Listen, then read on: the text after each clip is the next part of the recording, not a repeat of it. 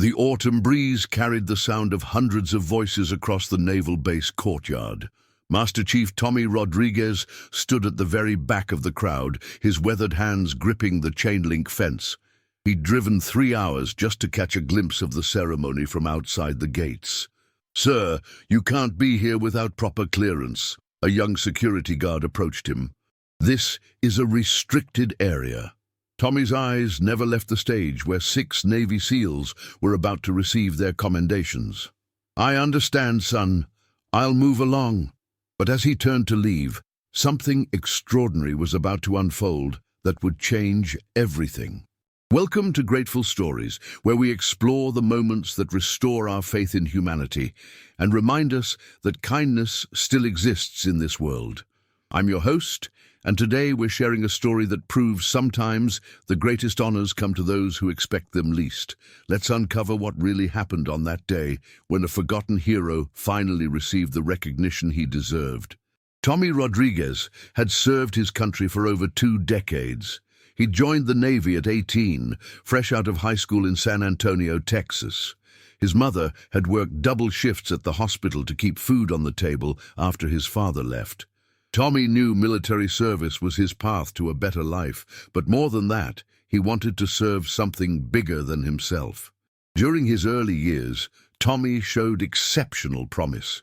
His superiors noticed his natural leadership and unwavering dedication. When the opportunity came to try out for the SEALs, Tommy didn't hesitate. The training was brutal, but he pushed through every obstacle. Of the 40 men who started, only 8 completed the program. Tommy was one of them. For 15 years, Tommy served with distinction in some of the world's most dangerous missions: Afghanistan, Iraq, Somalia. He saved countless lives, led successful operations, and earned the respect of every man who served beside him. But Tommy never sought recognition. He did his job, took care of his team, and asked for nothing in return. Then came the mission that changed everything. During a rescue operation in Afghanistan, Tommy's team was ambushed. Outnumbered and outgunned, they were pinned down in hostile territory. Tommy made a decision that saved his entire unit but cost him dearly. He drew enemy fire away from his team, allowing them to escape, but sustained injuries that would end his military career. The explosion left Tommy with permanent hearing loss and chronic pain. The Navy offered him a medical discharge with full honors.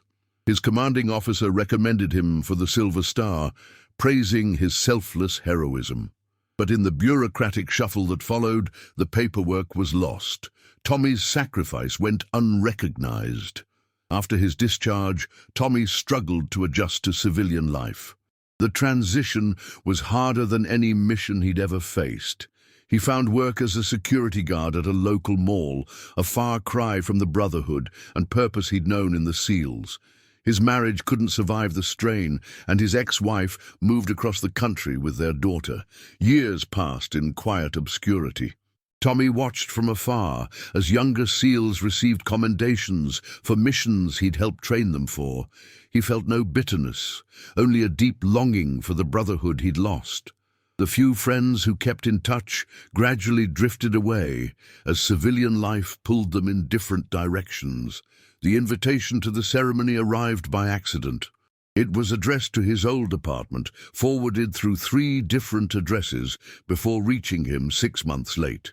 The ceremony was to honor 6 Navy SEALs for their exceptional service in a recent counter-terrorism operation. Tommy recognized the names. These were men he'd trained, young SEALs who'd looked up to him during their early careers. Tommy had no intention of attending officially.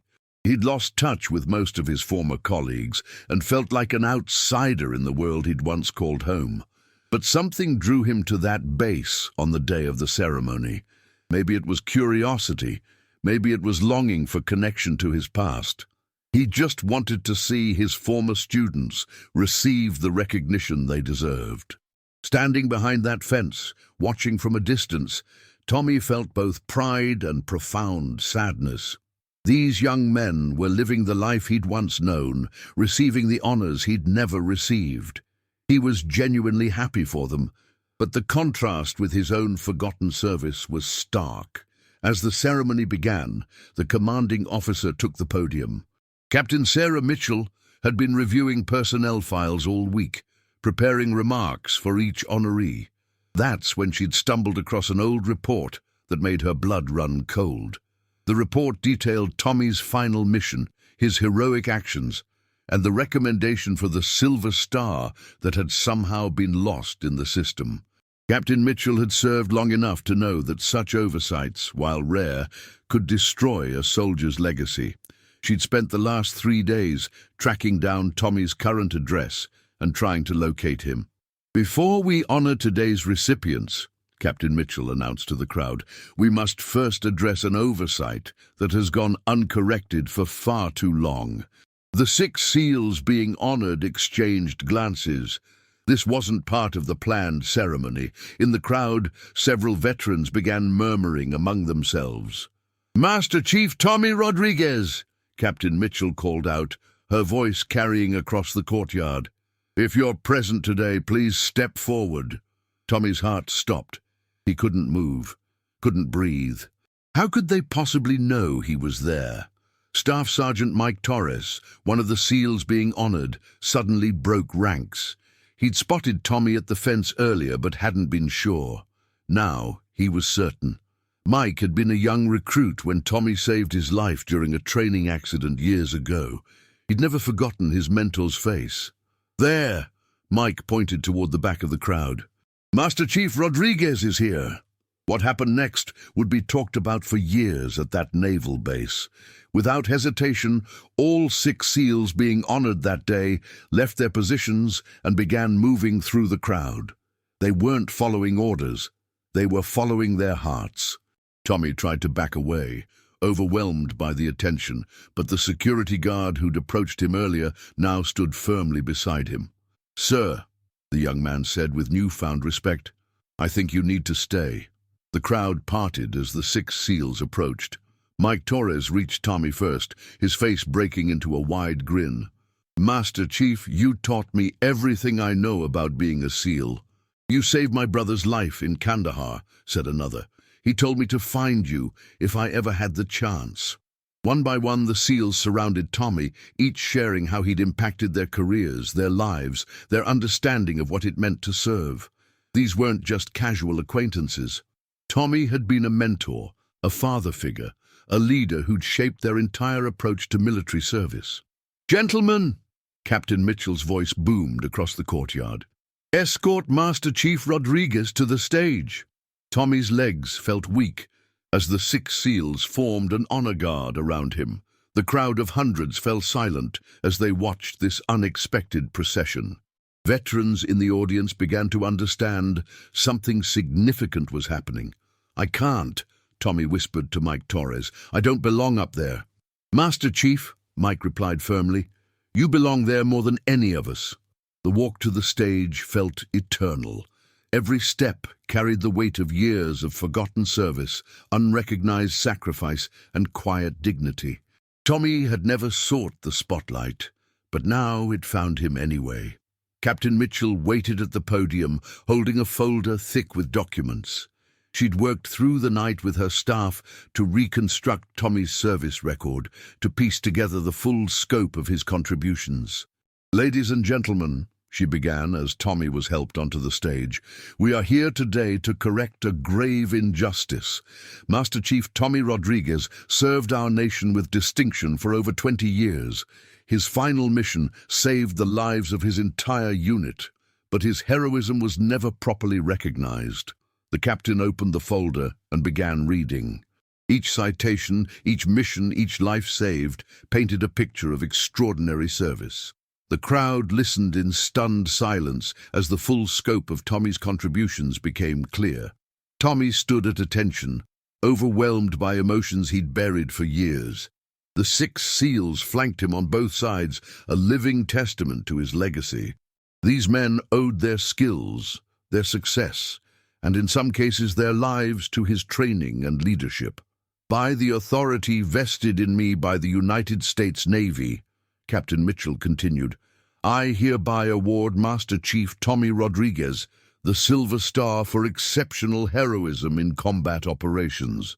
The medal was placed around Tommy's neck as hundreds of people rose to their feet in thunderous applause. But the ceremony wasn't over. Furthermore, the captain announced, Master Chief Rodriguez is hereby inducted into the Navy SEAL Hall of Honor, recognizing his extraordinary contributions to the special operations community. Tommy's knees nearly buckled. The Hall of Honor was reserved for the most distinguished SEALs in history. It was in recognition he'd never dreamed possible. Mike Torres stepped forward to the microphone. Master Chief Rodriguez didn't just train us to be SEALs, he said, his voice thick with emotion. He taught us to be men. He showed us that true strength comes from putting others before yourself, that real courage means doing what's right, even when no one's watching. The other 5 SEALs nodded in agreement. Each had been shaped by Tommy's example. Each carried his lessons into their own careers. As the ceremony concluded, Tommy was surrounded by well-wishers. Veterans from the audience approached to shake his hand, share their own stories of forgotten service, and thank him for his sacrifice. The security guard who'd initially asked him to leave now stood proudly beside him, honored to have met a true hero. But the most meaningful moment came when a young sailor, barely out of basic training, approached nervously. Master Chief, she said, I've heard stories about you from my instructors. They say you never gave up on anyone, that you believed every sailor could succeed if given the chance. Tommy smiled, seeing in her eyes the same determination he'd possessed decades earlier. That's because it's true, he said simply. Never doubt what you're capable of. In the weeks that followed, Tommy's story spread throughout the military community. His example reminded everyone that heroism often goes unrecognized, that the greatest servants are often the most humble. The Navy established a scholarship in his name for children of fallen SEALs. Tommy returned to his quiet life, but it was different now. The recognition hadn't changed who he was, but it had validated his service in a way that brought deep peace. He began volunteering at a veterans center, sharing his experience with younger soldiers struggling with their own transitions. The 6 SEALs who had honored him that day stayed in touch. They visited when they could, called regularly, and made sure Tommy knew his legacy lived on in their service. They understood that they were part of something larger than themselves, part of a brotherhood that transcended rank and recognition. Years later, when those SEALs had become leaders themselves, they would tell their own students about Master Chief Rodriguez. They'd emphasize that true leadership isn't about titles or decorations, but about the quiet example we set every day. Tommy's story reminds us that recognition, while meaningful, isn't what defines our worth. He served with honor for decades without expecting anything in return. His reward wasn't the medal or the ceremony, but the knowledge that his service had meaning, that his sacrifice had protected others. The ceremony that day wasn't just about correcting an administrative error. It was about acknowledging that every person who serves others deserves recognition, that no act of heroism should be forgotten, and that sometimes the greatest honors come to those who seek them least. In a world that often celebrates the loudest voices, Tommy Rodriguez's story stands as a testament to quiet strength. He proved that real heroes don't need recognition to do what's right. They serve because it's who they are, not because of what they might receive. The 6 SEALs who honored Tommy that day understood something profound. They recognized that their own success was built on the foundation he'd laid, that their achievements belonged as much to him as to themselves. By bringing him forward, they weren't just honoring their mentor. They were acknowledging the countless unsung heroes whose contributions make all our victories possible. Tommy's journey from forgotten veteran to honored hero wasn't just about him. It was about all the men and women who serve in silence, who sacrifice without recognition, who give their best simply because it's the right thing to do. As we close today's story, remember that heroes walk among us every day. They're teachers who stay late to help struggling students, parents who work multiple jobs to provide for their families, neighbors who check on the elderly, and countless others who put service above self. True gratitude isn't just about saying thank you. It's about recognizing the sacrifice others make and honoring their contributions, even when the world has forgotten them. Master Chief Tommy Rodriguez's story reminds us that it's never too late to right a wrong, never too late to honor those who've served others. Sometimes the greatest recognition comes not from seeking it, but from living a life worthy of it. Tommy Rodriguez lived such a life, and his example continues to inspire everyone who hears his story. Thank you for joining us for another episode of Grateful Stories. Until next time, remember that every act of kindness matters, every sacrifice has meaning, and every hero deserves to be remembered.